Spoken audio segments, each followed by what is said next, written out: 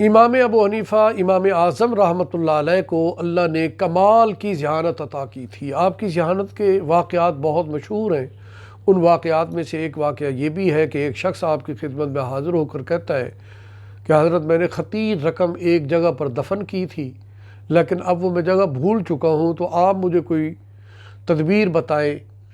تو امام صاحب نے فرمایا یہ کوئی فقہی مسئلہ تو ہے نہیں کہ جس کی میں وضاحت کر سکوں، البتہ ایسے کرنا کہ جب رات ہو باوضو ہو کر مصلی پہ آ جانا اور ساری رات نماز پڑھتے رہنا، اور جب صبح ہو تو میرے پاس آنا، میں آپ کو وہ جگہ بتاؤں گا۔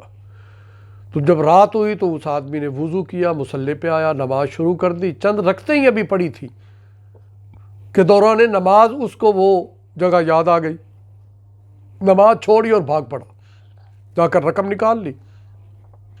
نماز فجر کے وقت امام صاحب کی خدمت میں حاضر ہوا اور رات کا یہ ماجرا کہہ سنایا۔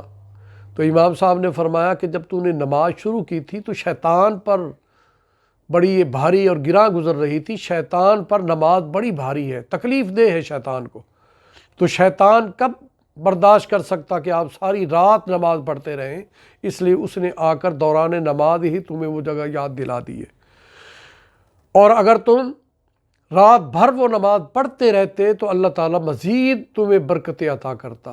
تو یہ امام صاحب کی ذہانت کا بڑا عجیب واقعہ ہے۔ نماز کی ترغیب بھی دے دی اور یہ بھی بتا دیا کہ نماز اتنی اہمیت کی حامل ہے کہ شیطان کو اس سے بڑی تکلیف ہوتی ہے۔ اللہ تعالیٰ ہم سب کو نمازی بنائے۔